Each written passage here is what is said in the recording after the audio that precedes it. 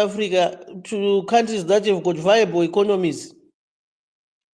Makambonzwa ANC chinzi yape vanhu mota. With a big economy yeku South Africa, makambonzwa kuti Motsepe even Ramaphosa donate mota. Priorities. Ango Gerard currently in Zimbabwe, over 60% of people live below $3.65 a day. That's a poverty line. Zimbabwean citizens criticizing car donations by Mnangagwa and his allies. Many Zimbabwean citizens have expressed strong criticism over recent public car donations by President Emmerson Mnangagwa and his political allies. These donations are being widely seen as part of a campaign strategy linked to a proposed 2030 agenda. People across the country are questioning why government leaders are donating expensive vehicles while the nation is facing serious problems. Citizens say clinics and hospitals are running without basic medicines, and many health centers do not have proper equipment or staff. They feel that the money used for cars should instead be used to improve healthcare services. Youth groups have also raised their voices, saying that there are very few jobs and opportunities for young people. Many young Zimbabweans are unemployed and struggling to survive, while they see leaders showcasing luxury gifts in public. This has created anger and frustration among ordinary people. Some citizens believe that these car donations are not genuine acts of generosity, but are being used to gain political support. They argue that real leadership should focus on national development, such as building schools, improving roads, supporting farmers, and investing in industries that create jobs. Social media has been filled with comments from Zimbabweans asking for accountability and transparency. They want leaders to put people's needs first instead of focusing on political campaigns and public displays. In conclusion, many Zimbabwean citizens are calling on their leaders to stop using expensive donations for political purposes and to focus more on fixing the country's real problems, such as healthcare, employment, and economic development. They believe that national resources should be used to improve the lives of ordinary people, not to promote political agendas. Africa to countries that have got viable economies. Makambonzwa ANC chinzi yape vanhu mota. With a big economy yeku South Africa, makambonzwa kuti Motsepe even Ramaphosa donate mota. Priorities. Ango Gerard currently in Zimbabwe, over 60% of people live below $3.65 a day. That's a poverty line. As of 2025 and 2024 figures, but they will tell you kuti kotakaita mushandira pamwe, guys, imimi sema former a student of a certain school, buy my computers, is internet. They want the cheap things. You do the expensive thing. When it comes to social and economic development of the people, because internet and computers, those really developmental in terms of our education, because everything now is digital.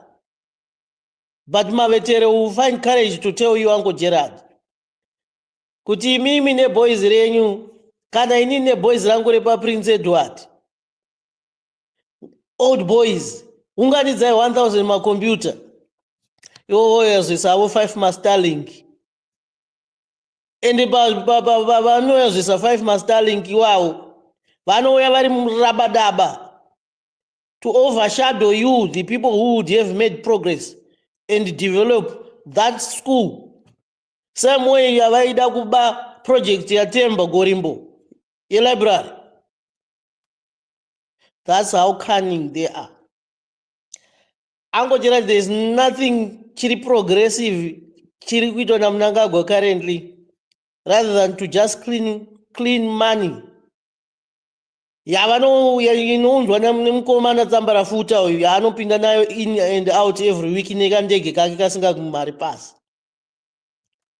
And Mnangagwa seulofo anetawo nekugara ari at the background achito overshadowed by Marana boys ake. Ndosaka akuda kuonekwa pave bhora vachitenge nyika yopfekedzwa marabhishi. Look at priorities, Uncle Gerard. Takada kutarisa mari yavanoshandisa pamota. It would make a difference, be it sanitation. For instance, Munangagwa mari yakapa through Chivayo, pa birthday ra Chivayo.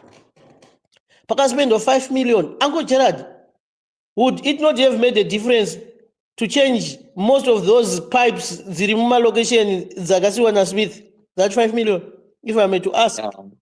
Yeah, change. A number. And a big portion, for example, Araro, or even not on, it would have made a difference, Uncle Gerard. But the sad part, Zimbabweans, we have allowed it to happen because we sing nonsense, we appraise and shout glorifying words for criminals the same way pastors and prophets made Zimbabweans to look like lumpens. Sorry to use those words. I'm sorry. Because we are so shallow and also naive, majority of us, to confront things that are being done that are outside any moral compass, a proper functioning country. Ndakupa a typical example, Botswana, avape vanhu mota, but they provide services that enable you. South Africa, they don't give people motor. They enable you.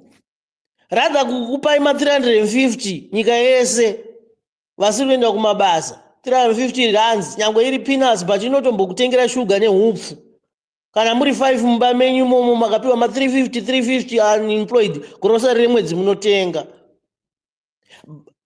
While muchipiwa also NSFAS, National Student Funding Loan rekuti vanhu ende kunostudy kuuniversity.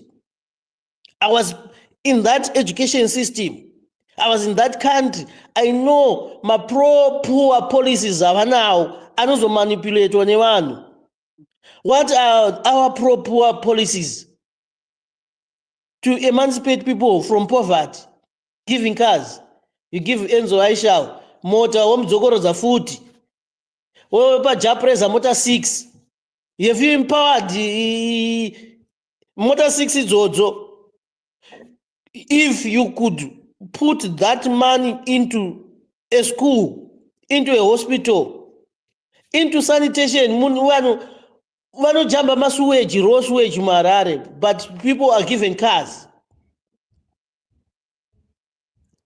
So, Uncle Gerard, in summing up, I want to tell you, Uncle Gerard, we cannot continue to say because nguva ya Smith vashoma vanga vasiri kukwanisa kuwana mota.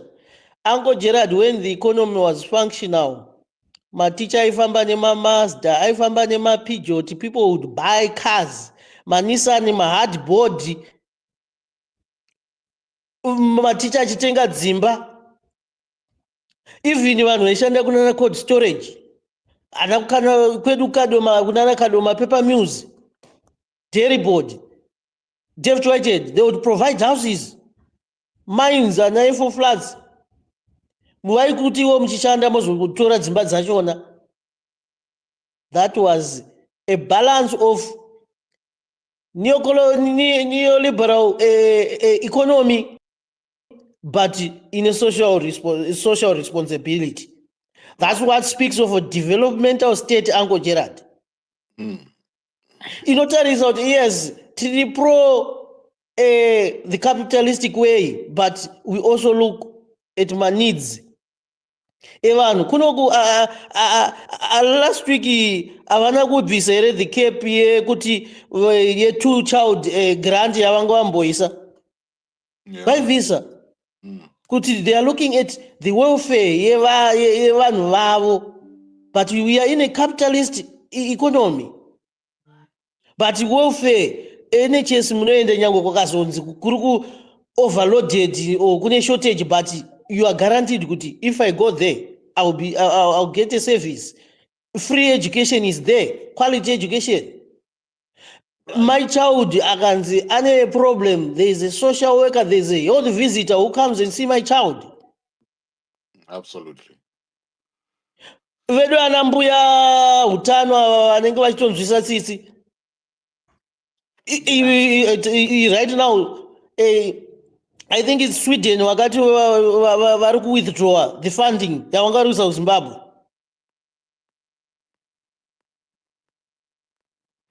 Zvakutora kuti ana mbuya utsanana ivavo vanenge vachibenefita from those funding vakutoaffecteka, and the government won't cover that gap.